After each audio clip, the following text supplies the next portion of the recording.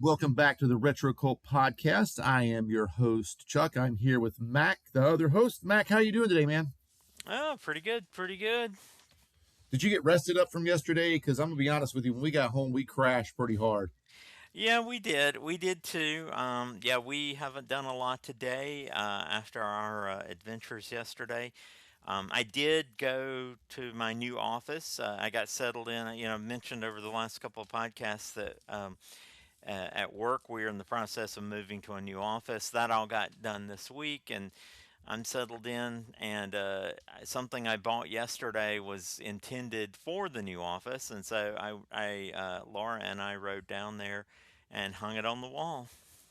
The Star Wars poster? The Star Wars poster, yeah, that we Okay. got at I know Collectors you'd been Confluence. debating about keeping that at home and maybe taking other stuff, so that's cool. So you got one wall with Star Wars. That's awesome. Yep, yep, very, very nice. It's right behind me. I wanted to make sure uh, that when I'm on Teams meetings, that people can see it. Oh, yeah. I didn't think about that. Yeah, I enjoy personalizing my classroom. I have quite a few toys here and there and a lot of Funko Pops that the kids have given me. It just makes me feel a little bit more comfortable in the building when I'm there. So I'm sure decorating your office, work is work, but it does make it feel a little more home like when you're in there. Yeah, yeah. If you've got to be at the office for a while, it's always nice to have something just something to relax with occasionally. Yeah, I mean, not a lot of relaxing going on, but it does help as opposed to just having nothing there. Because I know sometimes just when it's like a little bit stressful, I just take a time out and walk around and look at all the stuff the kids have given me and all the silly little toys hanging off the wall, and then just get back to work. So it's good. But yeah, yesterday was a lot of fun. Pretty early start to the day to get all the way out to Charlotte and make sure we got there on time. I think that's probably the biggest reason why I think I was a little bit more tired than normal. I'd stayed up kind of late the night before. It's my fault. And then we got up early for our start to the mini con there in Charlotte. What is it? Heroes aren't hard to find. Is that who put that on? It was the Heroes aren't hard to find minicon. It was originally supposed to be at the end of January, but because of bad weather, we it was delayed. It was postponed until um, till yesterday, the end of February. So was the old one at this new place, the Bloom Studios, or was it at a different I'll spot? be honest, I've never been to one of their mini cons, so I don't Okay. know. I don't know. The only Heroes cons I've ever been to are their big con in the middle of summer, Okay. which is I in really June. like the facilities. I thought that was a really nice place, lots of space. It was set up very well and very welcoming to let people in. I don't know what they do in there all year round, but they set that place up pretty quick to get a lot of vendors in there. I thought that was pretty awesome. No, it was great. It was actually, to be a mini con, it was a good size. The facility that it's in Charlotte is right downtown. You can see the Carolina Panther Stadium from where we were. Lots to do in that area. It was a great facility. I do hope that I know that the big con that's in June, that one's generally at the convention center because that's massive. That'll be honestly that even as nice as that one was yesterday, the one in the summer will be four times that size. That's a pretty huge con then. Yeah, yeah, it's a big one. Lots of fun. And uh, one thing that happened. An old friend of mine, Bo Hampton, who's a comic book legend. He was there as a guest at the minicon yesterday, and he's generally at the Heroes Con every year. Um, he is interested in. He's going to reach out to us, but he's interested on coming on one of the podcasts. He has a Kickstarter campaign going on promoting some original work that he's working on. Um, so I'm looking forward to that in the future. And he even mentioned to us yesterday that if we are interested, that he would love for us to come and sit with him at the at Heroes this summer, and maybe even record the podcast there, sitting at his table at Heroes Con. Oh, I would think that'd be a lot of fun. That would be a really different point of view of doing the podcast, and Yeah, I think it would be neat. yeah. Yeah, I'm definitely interested in that whenever we can get him on. So what were your? I mean, thinking about this con, I mean, like I think meeting him was pretty cool. I met a couple of really interesting people there, like a lot of friendly people there. What was your overall experience at the con? I enjoyed it. We had a great time. Um, Great dealer and vendor selection there. I'm gonna say this is. I was pleasantly surprised at just the number of people that are just selling comics, because a lot of conventions these days. I've got nothing against cosplay, any of that, but a lot of conventions these days have become really light on the comic book dealers and really heavy on cosplay stuff, a lot of 3D printed stuff. Yep, And and this one, the and knitted things. knitted things, that kind of Yeah, stuff. This time, I'll be honest, I didn't see a lot of that at the con. I'm not saying it wasn't there, I just didn't notice a lot. I mean, just no, there the wasn't a lot. the the the vendor floor was just all comic book dealers. I found, lots of great stuff. Now, I did go there with a budget, and we stuck to our budget. We did great. Uh, on that front, I have been, I have a habit sometimes of going nuts when I hit the first vendor through the door, especially if it's a good comic dealer. And there were some great comic dealers that we are familiar with. Of course, Heroes is there. They had a huge booth right in the center as you walk in. But Dave's Comics was there. He has always got a nice selection of Bronze Age, particularly Charlton war and horror comics, which I really like. Funny story there that I'll share with the listeners is that back he was at a little teeny convention that used to happen in Clemens, North Carolina, and he was there probably a year and a half, 2 years ago, and I had gone there with a certain amount of cash to spend at the con. I spent it, and as we were leaving, he was there near the exit, and I happened to see this Charlton horror comic that I had never seen, and he has some really high quality, like high grade stuff too. So it's not that it's expensive, but it just so happened I didn't have any cash. So I asked him, after looking at it, I asked him if he took cards, and he was such a sweet guy. He was just like, you know what? Don't worry about, he didn't want to deal with the fees. He's like, just take it, and the next time you see me, just pay it for it. And it was $20. And then, just due to like the cons we went to, he was either wasn't there, or there were some shows I knew he was going to be at that we weren't able to attend. So this was the first show since then where he was going to be there and we were going to be there. And so I looked him up. He remembered us. I gave him his $20. It was great experience. But I always enjoy going to his booth whenever he's around. He's in the league of the I don't know the gentleman's name or his business name. I should learn it, but there's a comic dealer that normally is at the Winston-Salem Toy Show that I always find good stuff at good prices. Unfortunately, he was not at the last toy show we went to. I hope that is not an indication that he's not traveling anymore, or doing shows anymore, because at the Winston-Salem Toy Show coming up in a month or two, I hope he's there. I know he wasn't there last time, and that was a big disappointment. But Dave is in that same category. He's always got good stuff. He's just a sweet old dude, and I love seeing him at shows. And like I said, I've always found good stuff. Yeah.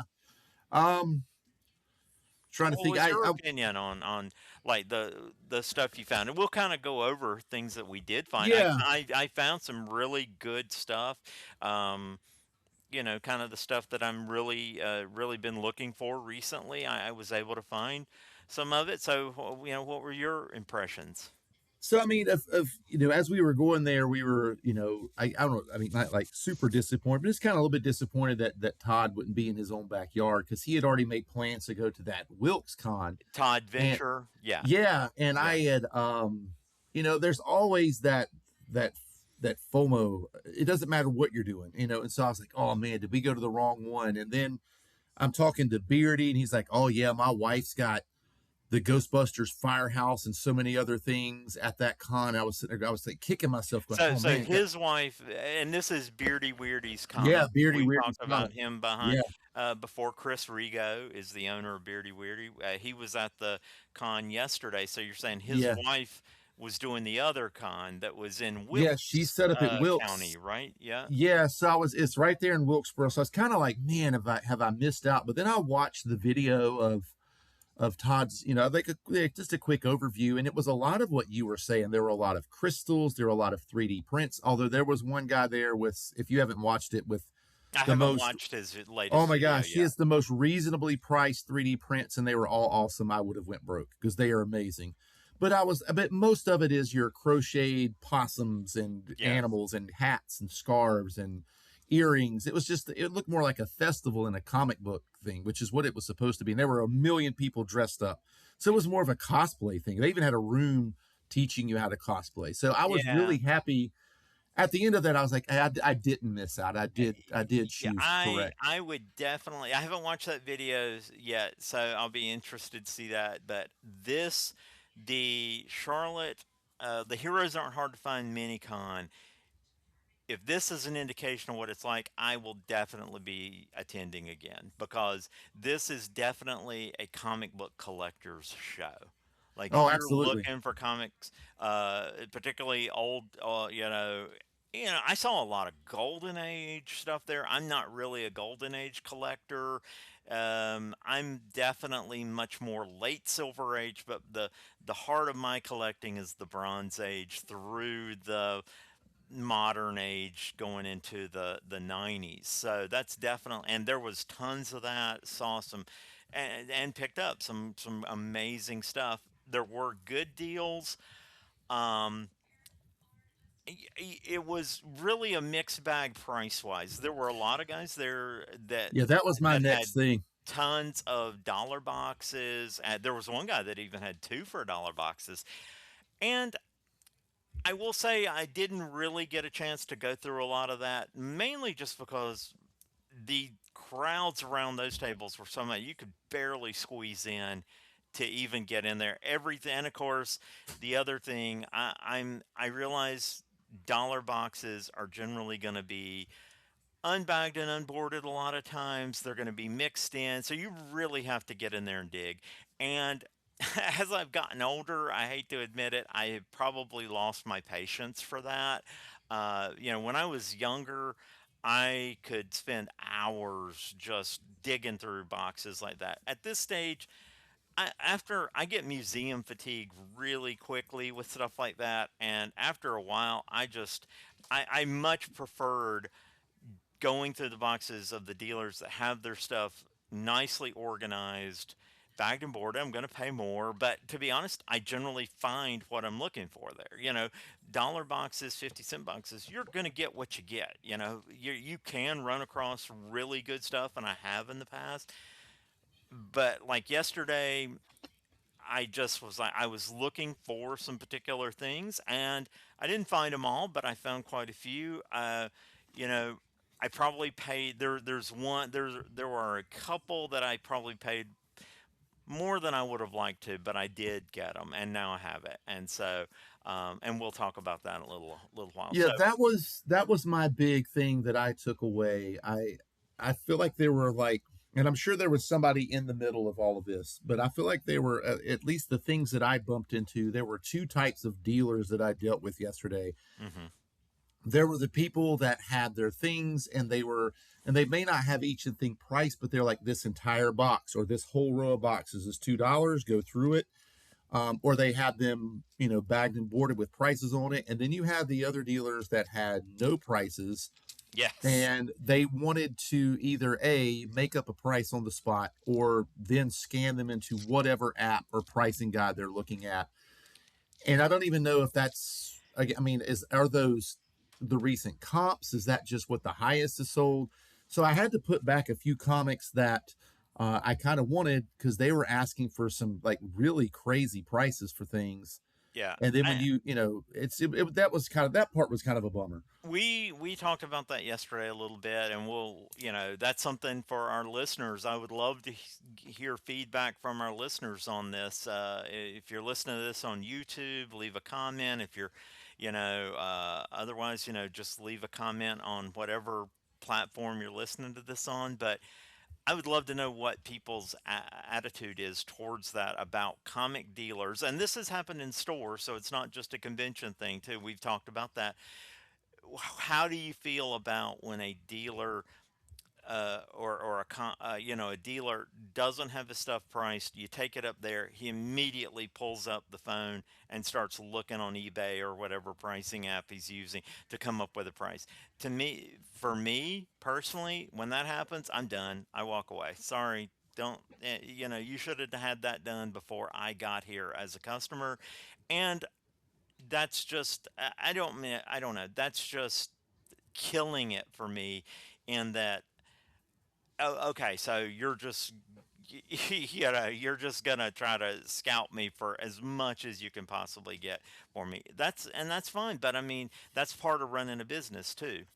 So price your Yeah. stuff. If you need to reprice it later as prices go up, hey, reprice it. But when I walk in there as a customer, I want to see a price on it, or I want to be able to ask you what is the price on that. You tell me a price, and we can go from there. I can then decide whether I want to buy it or not. But it leaves a bad taste in my mouth when they don't have prices and they do the pricing as Yeah. when you walk up with the buck. No, I And don't like again, that. I think the majority of the people at this con, Oh yeah, yeah. I think they did. I just, Oh, the they were vast just, majority had yeah, they were good. I did not have that problem at all yesterday. Everything I was looking at, they either had prices or like that one. There was a dealer at the end where I found the two Space 1999 issues I was looking for.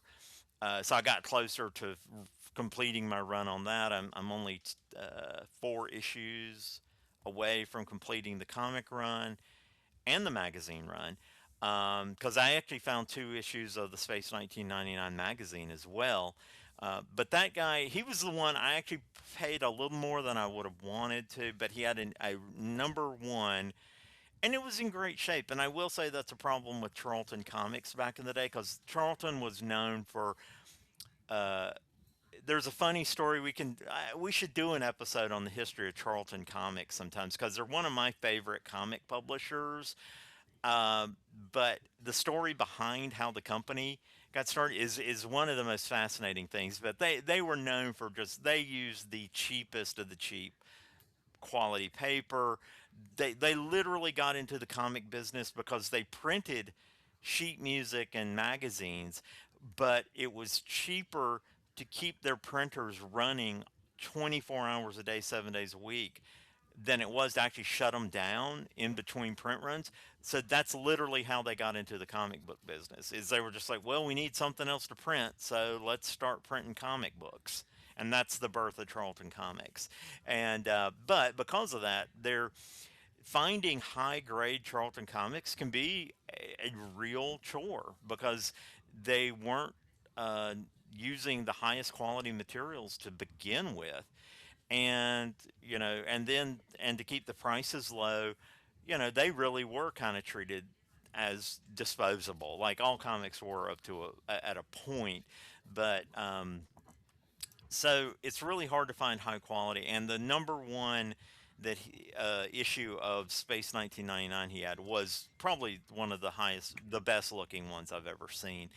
And so he was asking 31, which is not unreasonable. It's not crazy, but I really would have felt better paying 20, but I bought it. I ended up buying it because Yeah, but that was a good one. I think the thing that I'm talking about is I know that Cassandra had gone through those boxes and found some GI hmm Joes, and they were 75 cents to $1 each. Yep. And when she got done, and she was like, "I'm ready to pay for these," the guy's like, "Oh, no, no, no! Like, I bought that collection a little while ago, and I just haven't repriced them. Everything I have is $10 or more." Oh yeah, see, and that's the other. Now that's even worse than what we were just talking. It's one Yeah, thing to not have a price. If there's a price sticker on there and you have not repriced it, well, do not put them out for sale then. yeah. That Do again, not put them out for sale. I don't want it to seem like that I had a bad time because my overall experience was amazing, and I'm not going to let one or two vendors that don't know how to operate the correct way. I'm not letting that ruin the experience because it was a lot of fun. I spent most of my time, and I should have got the name of the booth. I just didn't.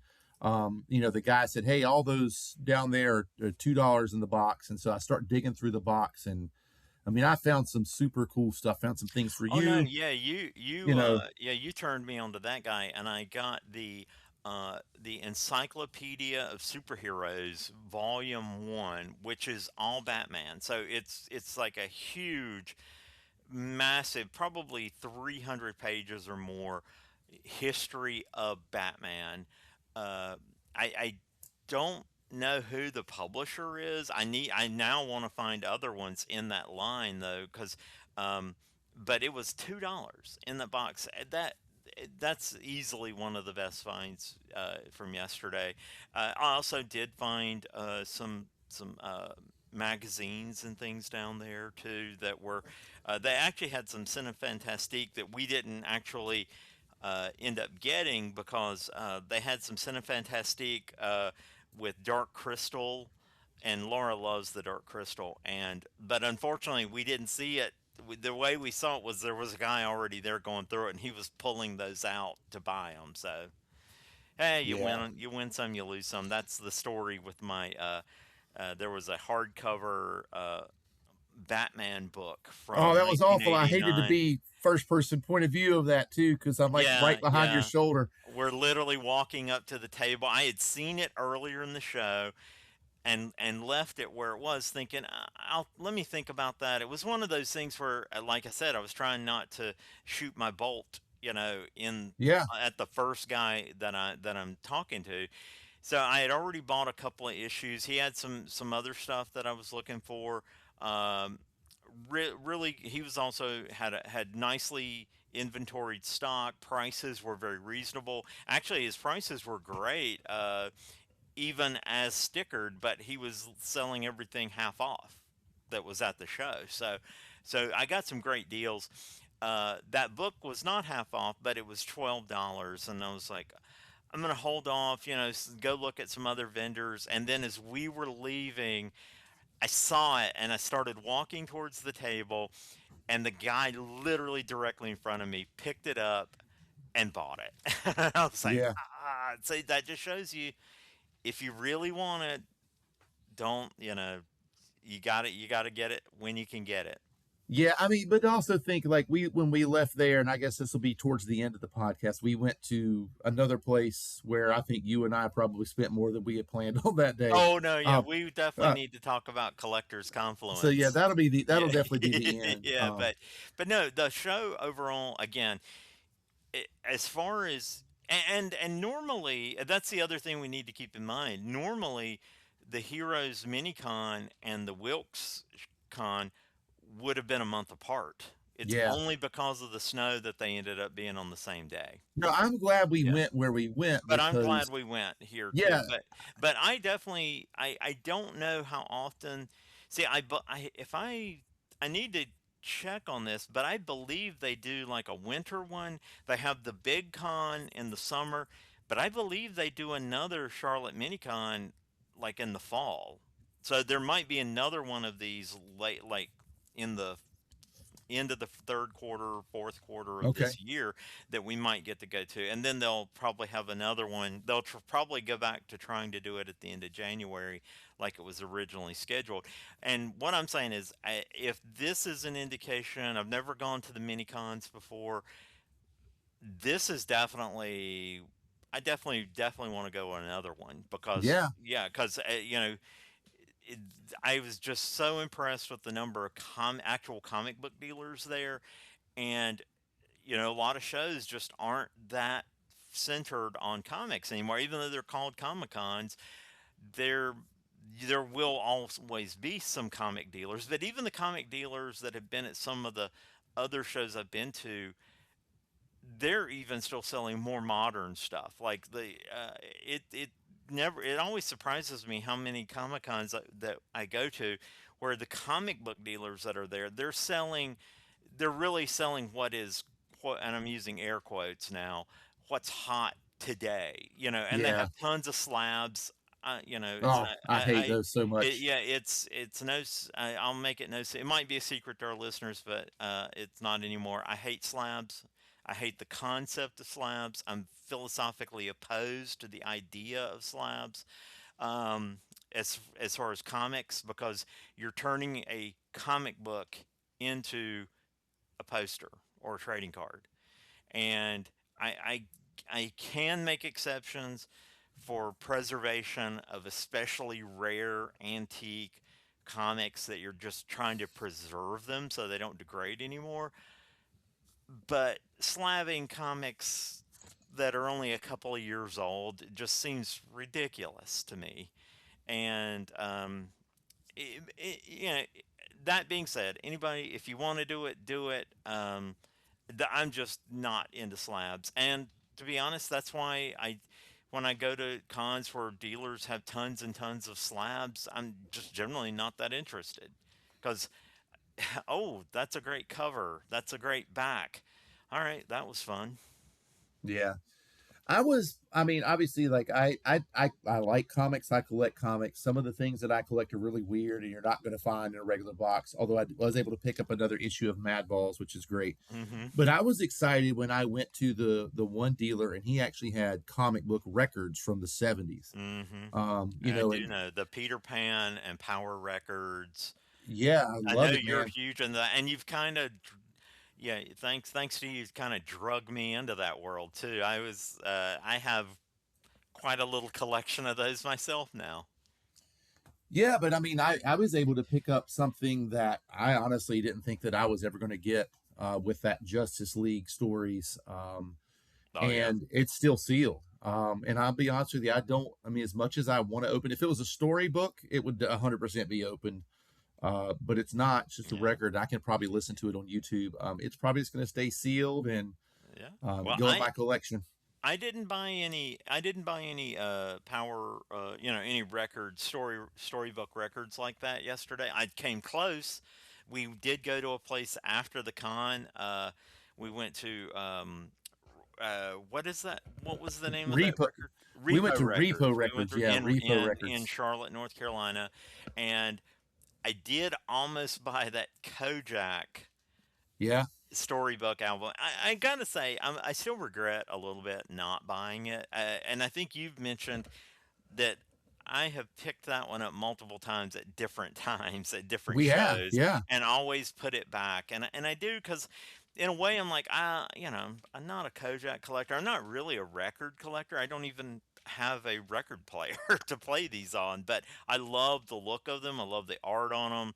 The storybook inside that Kojak one was actually really nice. Um, and at $8 is not a I think that's probably a good value for the condition it was in. It was in great condition, yeah, it was in good condition. but at the end of the day, I was like, I could probably put that $8 towards something else, and I'm glad I did because yeah, that $8 went I towards absolutely. something else that's really cool. So who knows? I probably will end up with that. I do remember watching Kojak with my dad as a kid, so it has a little bit of nostalgic memory there. Um, the art, and if nothing else, it would make a nice little video or something. Let's listen to this Kojak record while we No, I mean it's walk though through that the they're story. all good, and like Yeah. that, I think that's a record that is probably going to come back around again. I know the two records that I picked up, I'll probably never see the Justice League again because I've been looking for that forever. The House of Terror record, I know that that was re-released, and you got that for me for Christmas 2 years ago with Yep. the Yeah. re-release, and I've Well, loved listening to it. that one is a that one's worth having on a lot of levels because the art in that because that one has the storybook. That one has It a does, comic yeah. book in it, right? And the reason I got you the reproduction when they released that, just besides the fact that they re-released it on that cool orange translucent vinyl, like Yeah. the record itself, but the artwork on the cover and in the interior art is done by Neil Adams, who is just a comic. He was a comic legend. He's not with us anymore, but he redefined the look of Batman, Superman. He worked, he was one of the early artists on X-Men. Yeah, so Neil Adams, comics legend, and he did the art for that. So that's another reason that makes that album great. Yeah, the one thing about the record that I got that I just don't seem to, I don't know what's going on with it. And I'm sure back then it was there were different things, but it's not. I thought it was Power Records, and it's not. This is a Parade Records, who I'm not even familiar with. Oh, me, I'm not familiar And with them either. yeah, I and Yeah. Power Records is who re-released it. So and it's so I don't know if it's one of those things where it was just on something and it came out later. Um, but that's just one of those things to look up later on. But yeah, so I mean, Yeah, I did not know that. That's the thing. I know I should have known because I think even some of the smaller, especially on the smaller albums, um, like the 45s, I think not all of those definitely were not Power and Peter Pan. I know there were some other record labels that did do kind of the storybook or the kids records. Um, but I should have known, yeah, that there were other players in that field. It's just the ones that I always, when I immediately think of any of those, I think Power or Peter Pan. yeah, Power and Peter Pan are it might have been Peter Pan that did that House of Terror. Now that you mentioned that, but yeah, when we were at the Repo Records, I did something that I like to do pretty much anytime I'm somewhere that I'm not super familiar. I mean, I know my way around Charlotte, but a lot of the places that we had thought of going to eat, Barbecue King closed. Not just Frank's, not open on Saturdays, which is a whole different spiel. So I asked the owner and the young lady that were working there, hey, if you could go eat, where would you go eat? And the very first thing that they said was Clark's. And then they rattled off a bunch of other places. And so we decided to, look a few things up, and we looked at menus for all the different places. And after some decisions, we ended up at Clark's. What was your, I mean, this Yeah, is, this it is a was. retro podcast, but Yeah, it's Clark Snack Bar. Uh, it was great. It's an amazing place. All I can say is if you're ever in the Charlotte area, I mean, it's not really downtown. I think the name of the street, I think it was on Central Avenue something like in that. Yeah. Charlotte. Anyway, definitely look them up. It's called Clark Snack Bar. Great hot dogs. I ended up getting something called a chopped steak, which is they basically take their hamburgers and chop them up and basically dress it like a hamburger, except it goes onto a hoagie roll. And unfortunately, I wasn't paying, I really didn't put it together in my mind how big this thing was going to be because it's turns out to be like at least four of their hamburger patties are good size anyway. It was like at least four patties go into that thing, and then they dress it on this hoagie roll. I ended up giving half of it to your son Grant, and I think between Grant and your wife, they finished the other half of that. And then you and I did try the Carolina dog, short, without slaw. So I guess not really a Carolina dog. I'm not a big coleslaw on things guy, but their chili is great. Their chili's great. And to me, I love chili on a hot dog, so that's always a test. I think next time we go there, I think I definitely will get the uh, chili dog again, a chili dog, Yeah. and I think I'm gonna get they make a Carolina burger too. I think I might go for something like that. Yeah, I minus the had the slaw. burger. I had their Clark's burger, and it was, I mean, it was a really, really Yeah, good burger. that's what Laura had too. She loved it. Yeah, And she's um, not a big burger sauce person, but that their was good, man. family sauce was so good. That was Yeah, on the thing I had, the chopsteak sandwich. It was also had the family sauce on it, and man, it was great. So yeah, that was. I couldn't recommend it enough. No, I couldn't either. I was like the whole Grateful Dead theme is not a huge thing to me, but if there's anybody that really enjoys the Grateful Dead, I don't know why that's themed around it. I'm sure it's the owner or somebody that's like a pretty big Deadhead, but Yeah. listen to their music played in the background. It was kind of cool because it's songs that I don't listen to very often. But their food, their service was great too. They were really on top of things there, Oh and no, no, yeah, it it's was great. great. I really, the staff was super friendly. It's got a great atmosphere. If the weather had been a little warmer, it didn't warm up until later in the day, Yeah, but when we got there, it was still a little cloudy, overcast, and cooler than we were expecting. I'd love to go back sometime when we could sit at the tables outside. yeah, I definitely. I've talked to Cassandra. Like anytime that Grant's like, "Hey, let's go to Lunchbox," like I'm gonna go, but I know where I'm gonna eat lunch. Yes, I've got yeah, a new me spot too. for certain. But yeah, I mean, I know that's not what we're on here for. So we left Oh, there, well, and hey, I'm looking at it this yeah, way. For one thing, I will say from the outside, it does have a retro vibe, so I'm counting it. It falls I'll take into it that. because it's Yeah, got the font usage, and I'm a big I've done graphic design work in the past, and I love good font usage and the I like sign their logo. outside. Their logo's great. Yeah, I was sad that they didn't have. They sell merch with their logo on it. The hat that you pointed out, one of the a lot, quite a few of the staff were wearing them. So Yep, I asked about it. Unfortunately, they were out. They are getting more this week, of course, when we're not going to be there. So next time, if you go again before we go together, definitely grab me one of those I hats, will. and I will. But I think all of this stuff.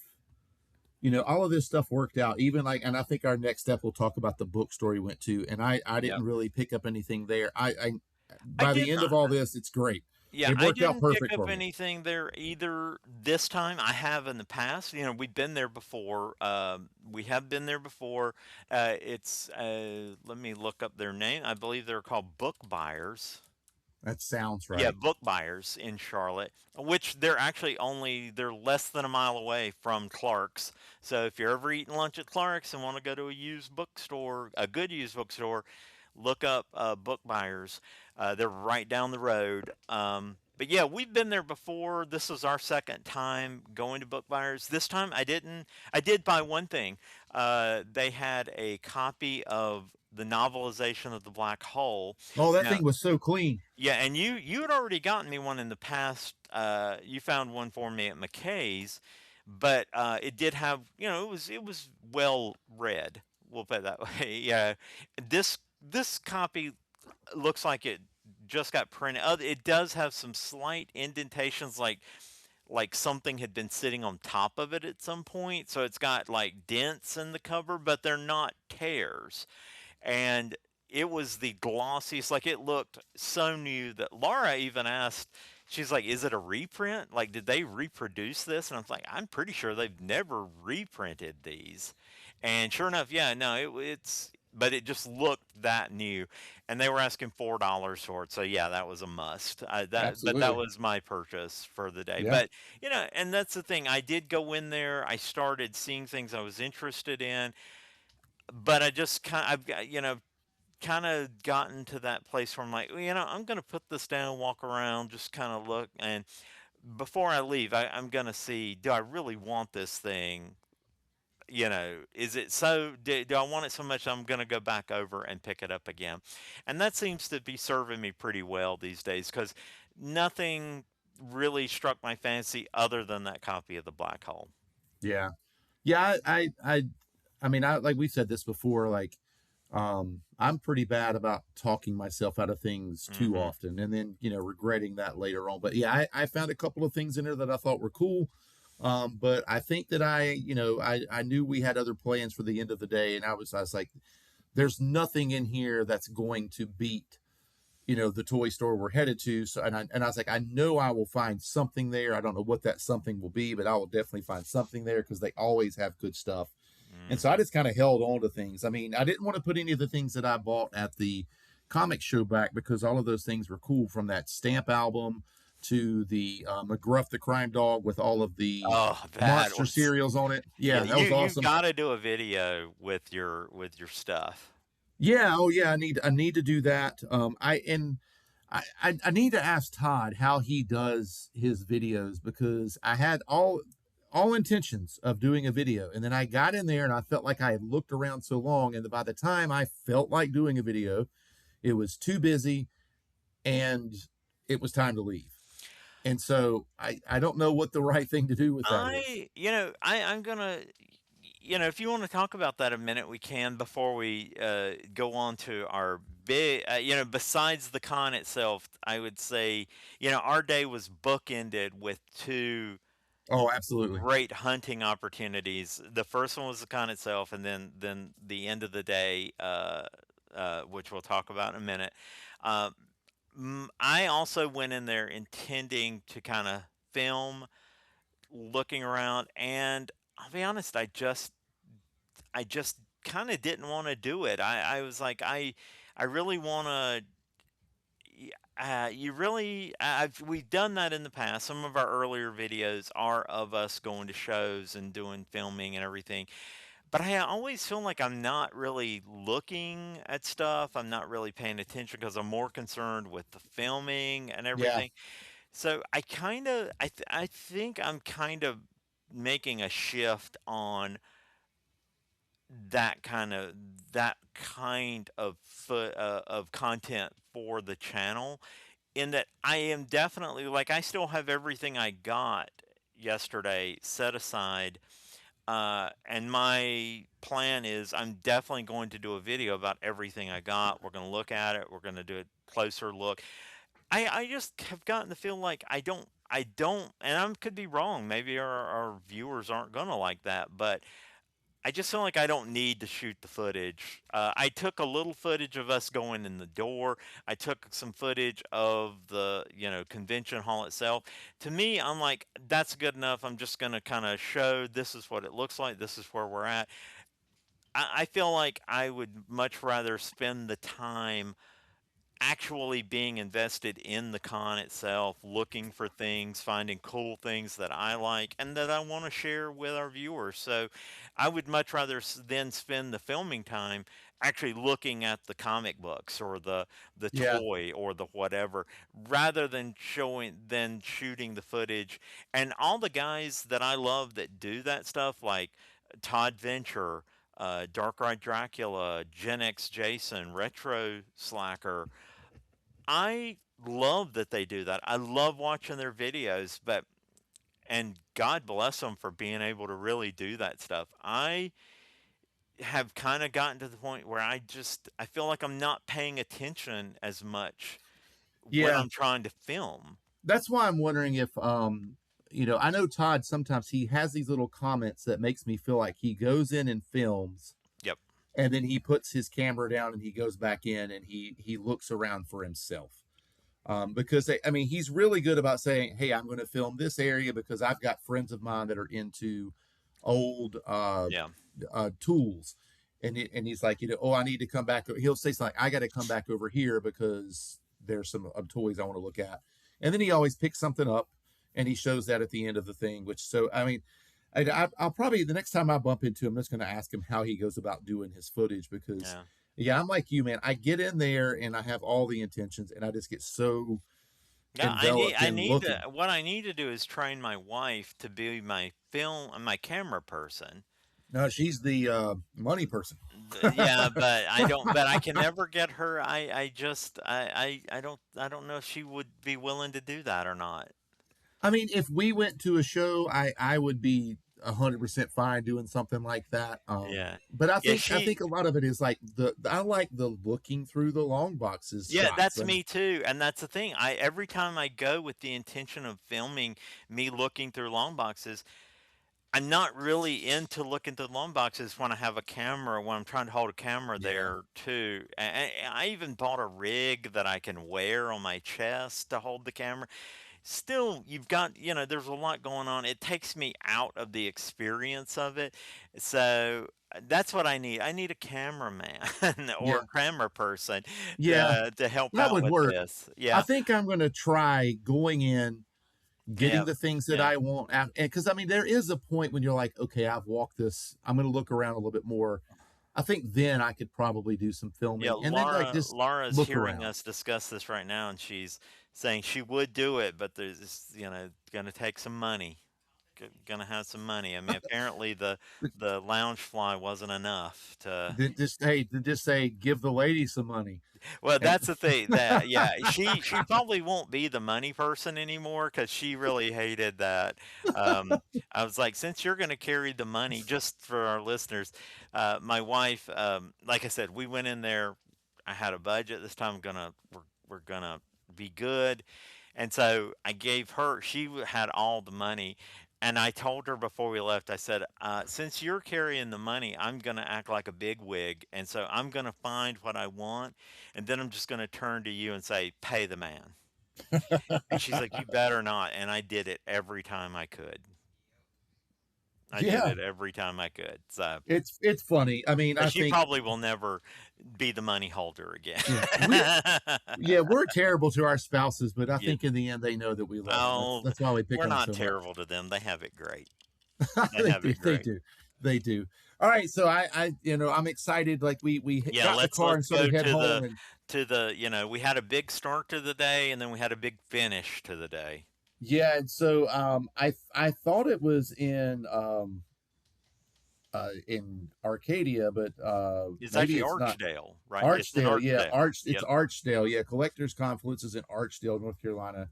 Um, it's a tiny little store. It's brand new. I honestly, they could use that whole building Yeah, that they're in. they definitely need to get rid of the what there was like was it an attorney I don't or know what that is. I believe they need to clear them out and just take over that entire building. Because yes, to be a small store square footage wise, it is packed to the gills Slam. with amazing stuff. I Yeah, saw I mean you stuff that I have unreal. not seen in years. I mean, like unpunched Battlestar Galactica action Yeah, figures. don't rub Uh, that in because I know, but oh, I, I you know, wanted those. But I mean, they're fairly priced because I've seen they those are. on other videos. They're fairly priced. They're just out of my price range. And but yeah, oh they were beautiful. They were beautiful. Oh, and the Buck Rogers action figures Oh, too. the The yeah. I mean, they carded Buck had Rogers carded figures. Buck Rogers. They had so much stuff, Yeah. and they had so many things in there. And so I was excited just to let you go in for the first time and look around because Cameron and Eddie, I think Cameron's the owner, correct? Or are they both I co-owners? believe I don't know. They may be partners. Okay, I did hear. I kept hearing Eddie refer to Cameron as the boss. So I don't know if that's just okay, partners having. How sometimes refer to yeah, this guy's the boss.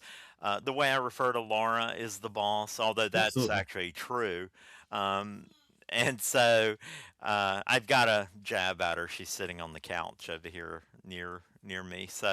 Um, so I don't know. They might be partner. I believe Cameron is the owner of the store. Yeah, But they were both great guys. It was a lot of fun talking to them.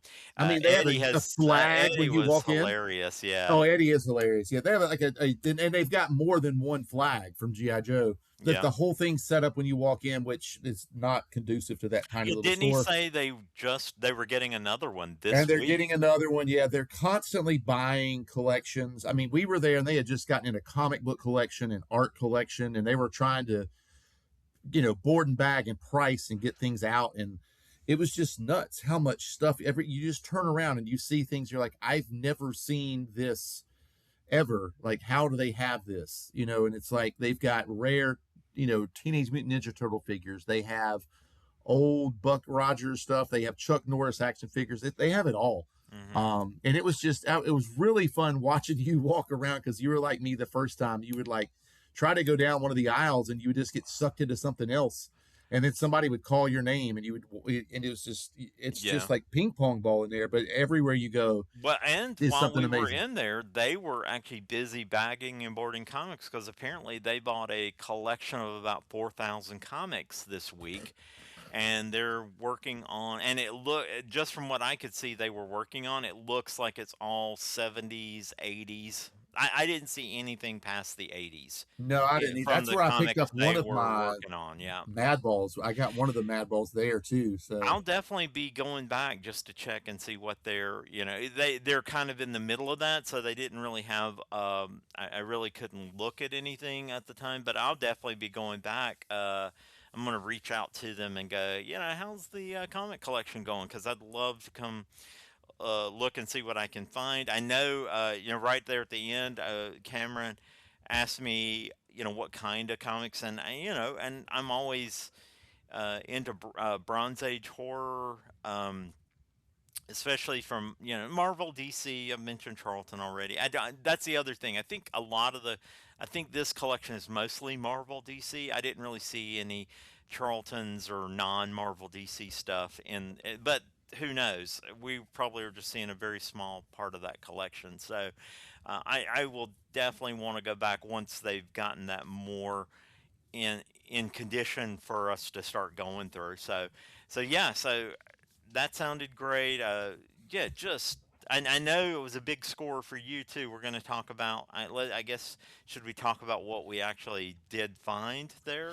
I mean, I think, yeah, I mean, I think that's, I mean, we're already coming up close to our end of the time anyway. So I think hitting the fines and wrapping it up is probably a good Okay, thing. But yeah, okay. I was very unexpected. I did not go in there. I knew I was going to buy something.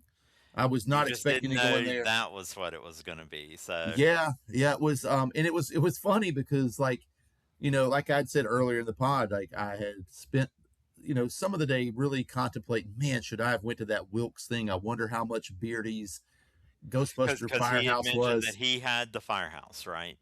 Yeah, and so I did. That was in the back of my mind for a lot of days. Like I probably missed out on something cool.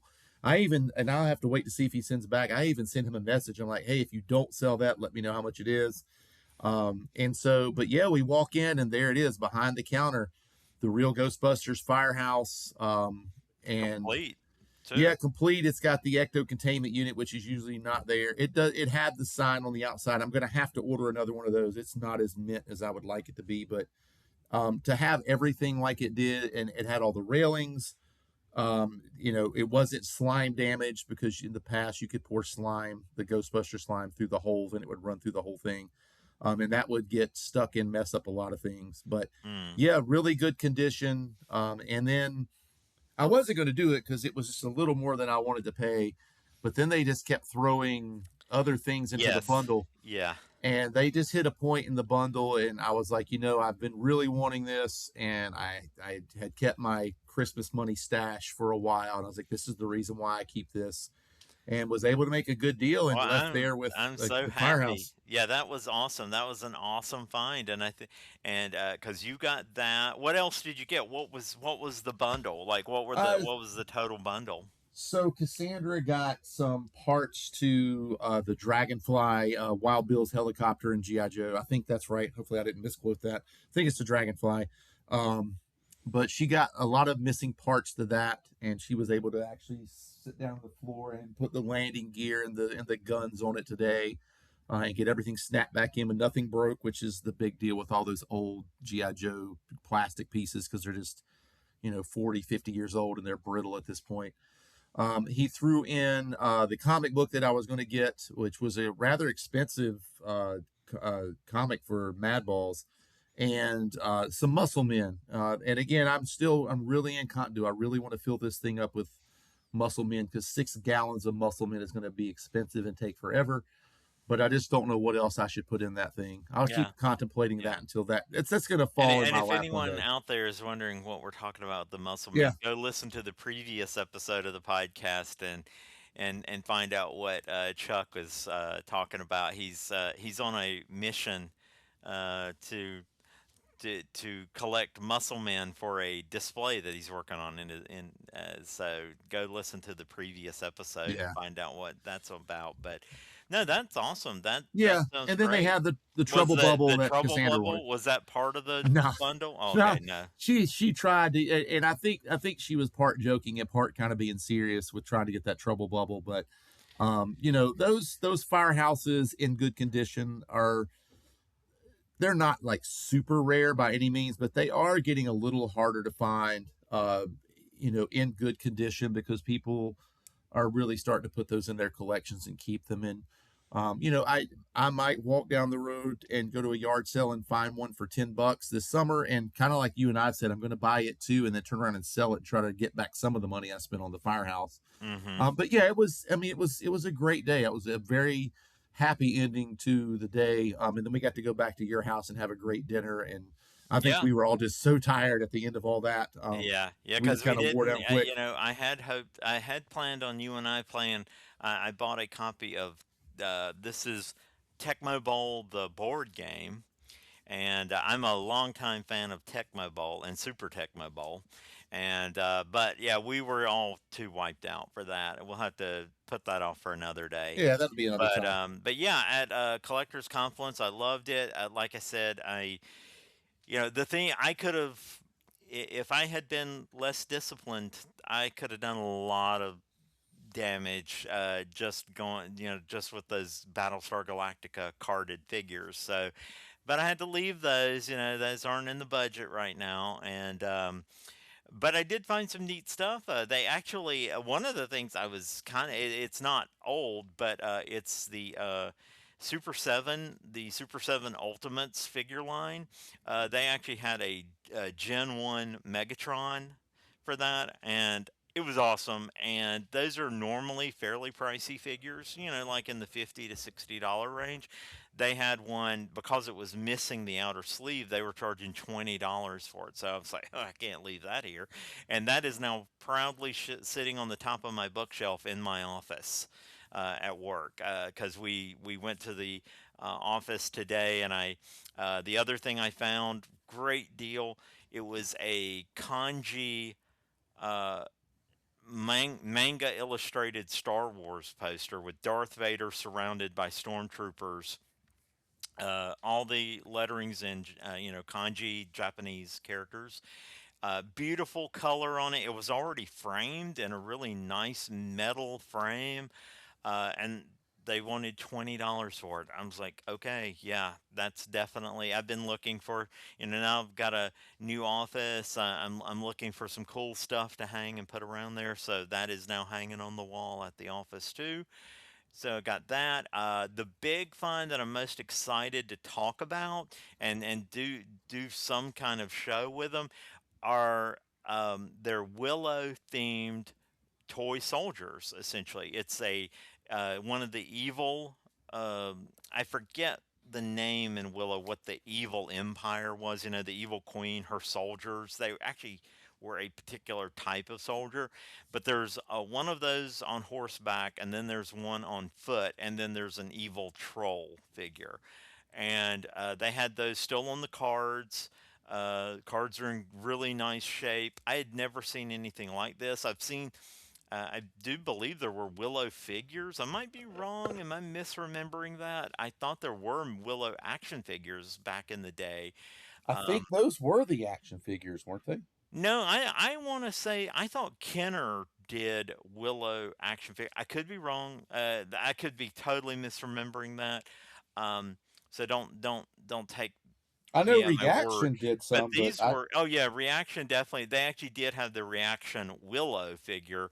Um, but no, these are like toy soldiers because they're not yeah, your toy action soldiers are figures in cool. the sense that they're not articulated or anything like that. They're the scale of your normal toy soldiers. They're like in the same scale with your Green Army Men soldiers.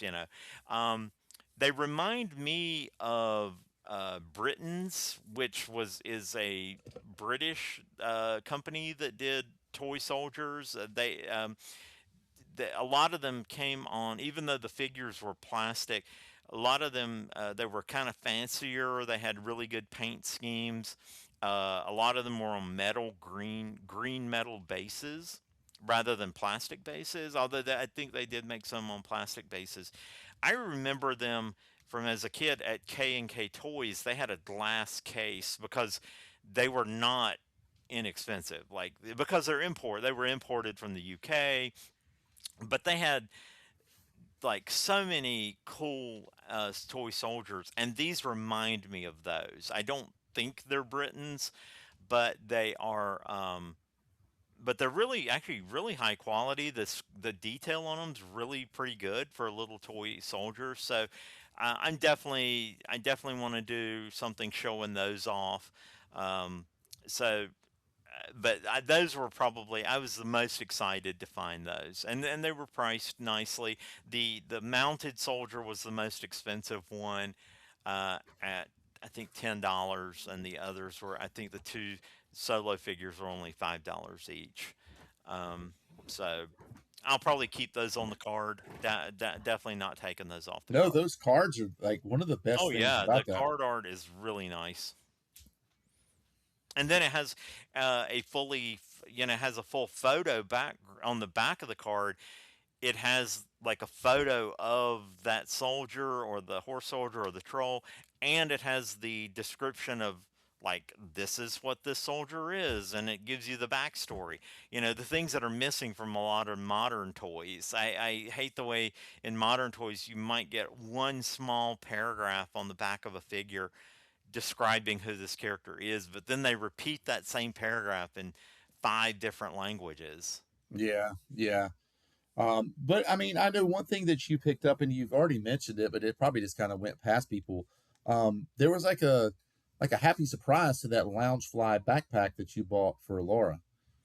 Yeah, they had a Laura has been kind of she's been kind of wanting to dip her toes into the lounge fly thing. She loves, bags. She's been a long time Vera Bradley purse collector, I would say. And she's been wanting lounge flies, different lounge flies for years. Yeah, they'll come out with a cool one. And so they did have one there that they made a great deal on. They were asking 40, and then when we were buying when I was buying all of our stuff, they were like, "Hey, if you're, because she kept picking it up and looking at it, and they were like, we'll let you have it for $20." So I couldn't let that go, and it was from the Force Awakens. It's the Jakku themed Loungefly, and happy accident on that. That actually our first date was going to see the Force Awakens, and Yeah, I so thought that that was was really cool when I got that's a that nice text today. little yeah, that's a nice little happy accident that didn't really strike us at the time. It didn't strike either one of us at the time about that, because at first she thought it was a Tatooine, but then it was Jakku, but she still liked it. It was cute, and then it kind of struck her last night as yeah we were going to bed, and she was like, "Oh wait a minute, that was our first date. This actually does have a little bit of sentimental, could have a little sentimental I would value." have been So mean and be like, "You didn't realize that? That's why I bought it yeah, for well, you." I don't think that fast. So yeah, I should have said, "Ugh, why do you think I bought it?" I can't believe you didn't I recognize can't that believe you immediately. didn't know that. Yeah, I'm not nice. But man, it was a great day, and I know that a while back, my wife had said, "What do you want to do for your birthday?" And that day was exactly Yes, what I wanted to do to celebrate my birthday, was just to go out and go to antique stores, go to bookstores, go to toy stores, eat somewhere fun, come it back was home, nice and that, and with the reschedule, it worked out that yeah, we had it this did con work to out. go to. So yeah, Yeah. this was great, and you well, I did buy you a birthday present at the con. Yeah, I the got you Sherlock a Holmes. Sherlock Holmes Marvel magazine from I believe the 70s. I didn't open it to look at like what the actual publication date on it, but I know I can't go wrong with anything Sherlock Holmes for you. No, I'm not gonna. No, that's that. I wish there were more, and I'm honestly kind of surprised there's not other. Sherlock Holmes comics from back in those days. I know there's been some that have come out lately. Some of them are good, some of them are okay. I enjoyed the ones from the Benedict Cumberbatch, but I haven't collected those. I probably should. I like that show a lot. I should probably go ahead and get that run too. But you know me, man. Like I go in to get comics, and then I'm like, nah, I'm just gonna save my money for toys because I'm definitely more of a toy person. Yeah, yeah, I can get that. I am, I normally would say I'm more of a comic guy, but I'll be honest, the toys are over the last few years, it's definitely becoming more of a 50-50 mix with toys and comics. And I think so, hanging out with you and talking and learning, a little bit more about the history of different things. I think where it used to would have been a much lower percentage for me. I think comics are a little bit more important to me now, and I look at them through a different lens. So I enjoy that. And honest in books. oh Um, yeah, yeah. Actually, the books, the old, collecting old pulp, yeah. not pulp magazines, but I consider them kind of pulp novels. From the 60s, really from the 60s, 70s, and 80s, mostly, what I would call pulp sci-fi and fantasy. Some horror. I'm not really a big horror guy, but uh, there are a few older horror novels that I would like to find nice copies of. Like a, uh, I do have a copy of The Shining. It's the novelization, but it's the cover art and everything is the that really cool all yellow movie poster from The Shining from like Oh yeah. 1980. Um, that illustration of Jack, like he's kind of, I think he's like pressing his face through the door. That famous scene. Um, I do have a copy of that. It's not in great shape, so I am looking for better copies. And I will say I am looking for early copies, of like Stephen King's, like his Bachman books.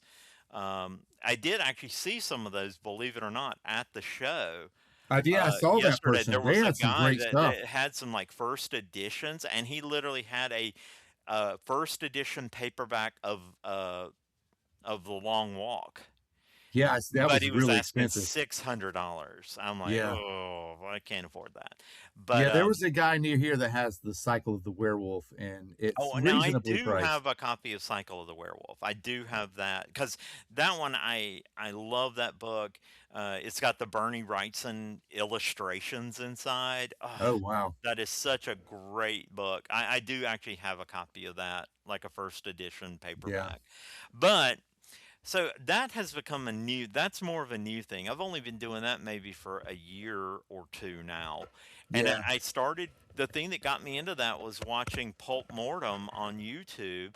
I remember you And talking about that. yeah, and then he has a kind of a group of other like-minded, book collectors that like that same kind of stuff, and I've started following them. And um but that really got me into, I was like, oh, I had a few just because, you always end up with a with a couple of as a sci-fi nerd. Yeah, I had a lot of Star Trek books because I do like the old Star Trek paperbacks, uh, like the pocket books and stuff from back in the day.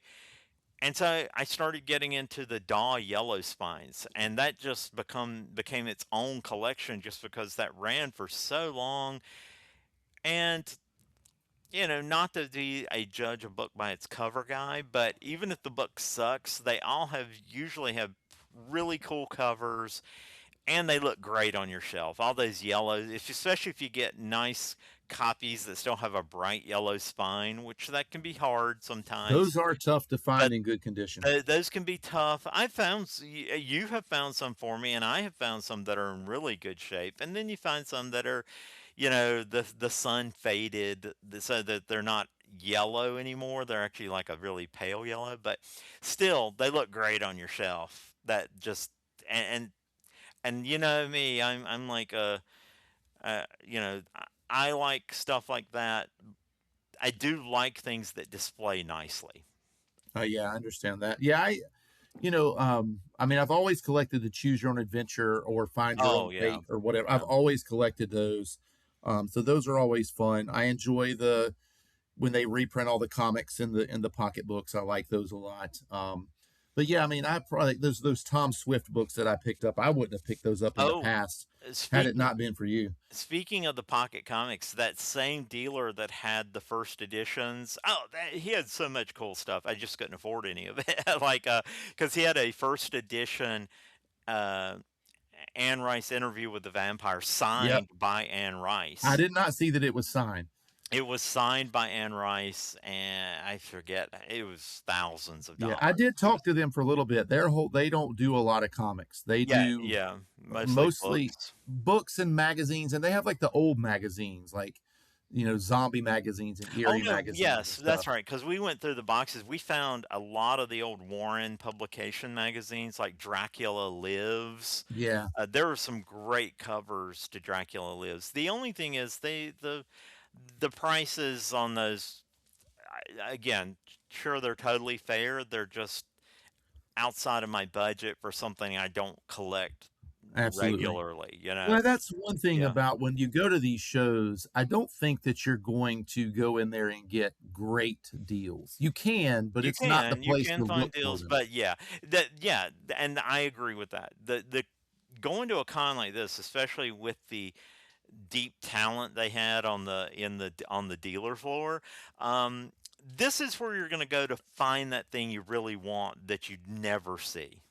Yeah, You're going to like this find it here. Space The 1999 Space first issue 1999 in comics, mint condition. exactly, Yeah, yeah, that's where you're that's gonna find that, but you're gonna pay for it, you're gonna pay for it, absolutely. but I will what I was gonna mention is, you were mentioning the old, pocket, the mass market paperback size comics Yeah, that I have quite a few of those, Marvel did those especially.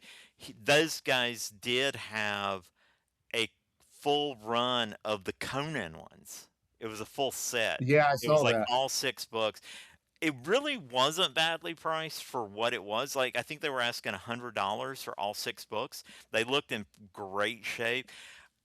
If I had not been there kind of looking for what I was looking for, that might and if my budget had been a little more expansive, I probably would have bought those for $100. Like that probably I think that's a reasonable price for the quality that they were, the condition they were, and just the fact that I think there were 6 volumes of that and they had all 6 in one place. Yeah, I see. I see some things like that here and there. Nothing comics, but I see things, and I pick those up from time to time. So it's just not very often that you run No, into right, those. and these are the actual Marvel comics. Yeah, They've just been reprinted in like a mass market book form, and I love those things. I remember those from as a kid.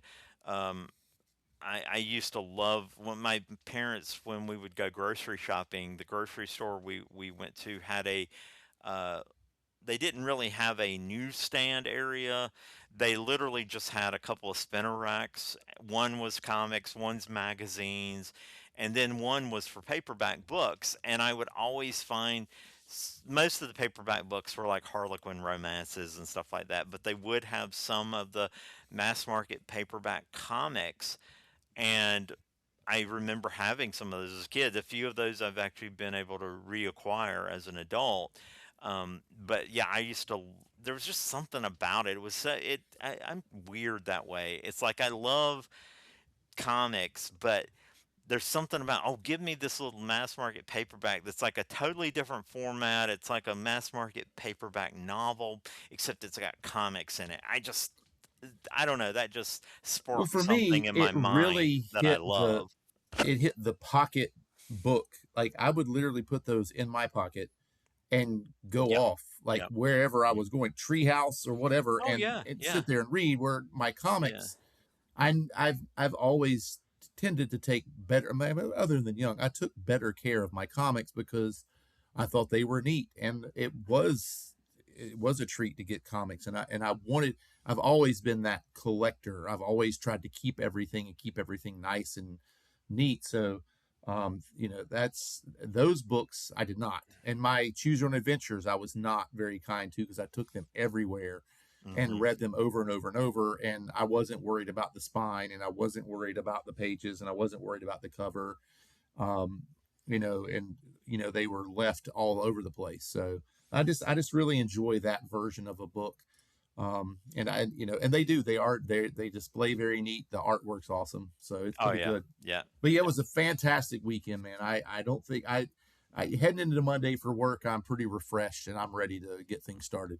Oh yeah, me too, me too. So I will probably try to post I'm definitely going to be posting a picture of some of our goodies that from the weekend that I have that are now relocated to my new office, and so I'll probably be I might post do a post on YouTube or something with some pictures there because every office should have a retro twist. It should. That'll make it I've better. I know I've got the I'm sure you I'm pretty sure I saved it, but I think I'm going to start posting more to our Retro Cult Instagram to start getting some traffic there as well. Yeah,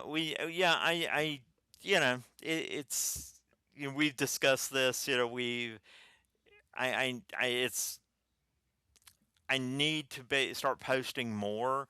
Yeah. But I've been really focused on. We've been focused on the podcast recently, and I really love the traction we're getting with that. Yeah. I do want to get start doing more video content for YouTube. We definitely do need to post more to Instagram. That Yeah, needs I to be. Grant even recommended that he was saying, you should probably maybe try to do more shorts on YouTube. I'll be honest, my only thing with the shorts is I really think I have some ideas for things to do because I do have a lot of things I would like to show that maybe wouldn't, like I probably couldn't stretch it out to a good to like a 30-minute video or yeah. anything like that. And That's what I'm going to do on the so Instagram videos. yeah, yeah, start doing that. Well, you know what? I would recommend then if you're going to do an Instagram video, I don't know how difficult it is. Could Can you save the video and then if we could start posting that to YouTube as a YouTube short, that'd be great too. If not, that's That'll fine be too. I I've got there's my a lot notebook. of I'm this on. stuff I'm still trying to figure out myself. What's the best way to do it? I probably watch too many YouTube videos about YouTube videos. I get into a little analysis paralysis just because I'm like, oh, that's a great idea. That's a great idea. And before you know it, I just haven't done anything. So I do feel like we've done well getting some traction with the podcast. I really enjoy doing the podcast.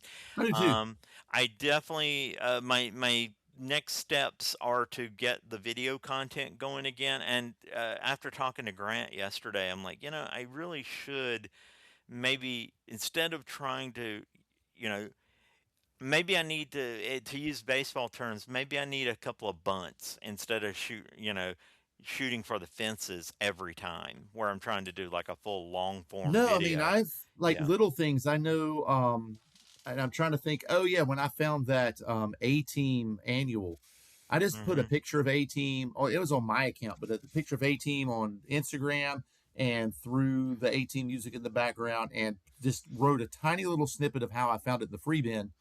And like obviously my friends are just liking it because they're my friends. But I feel like if I put that on the retro cult and people start to understand, like, oh, this is a whole, Oh yeah, I only, would definitely. they're only gonna Yes. post like retro and cool stuff. Then it's gonna get the traction that I'm looking Yeah, for, as opposed would. to just I agree with friends that liking it. completely. So Yep. it's on Definitely. my list to do this week. It's in my Yeah. notebook, so it's right here on my desk, and that's what And I'm gonna I work on know when I get when I home. have posted to Instagram, I think you can still post to you can post the same content to your personal Probably, and retro cult. So you could still get kind of the double bite there, especially if you could.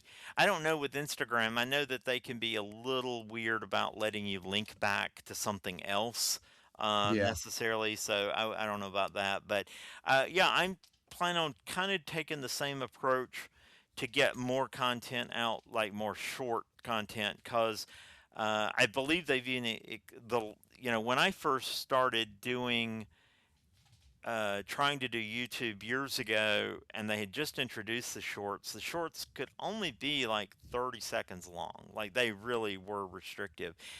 Although, but if I'm not mistaken, I might be speaking out of turn here. I think they've expanded it now. I'm A pretty sure it's a short could be to little like longer than 30. 3 minutes. I think they can be like 3 minutes long now. 3 minutes is 30 minutes short would be a little much, but Well, not a minutes sound 30-minute, reasonable. but yeah, I believe they're like three. I think they're up to 3 minutes now. And I'll be That's honest, reasonable. there are some things where I could do a nice little short, and we could talk about everything I want to talk about in 3 minutes. Easy. Yeah. Yeah, for most of that stuff.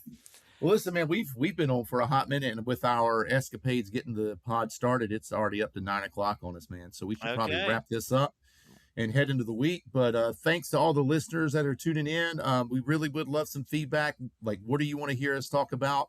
What are some things you want us to cover? Because that's the reason, obviously we're just chatting, but that's what we do this for, is for the listeners to see what they want to get into. So I'm happy to do about anything.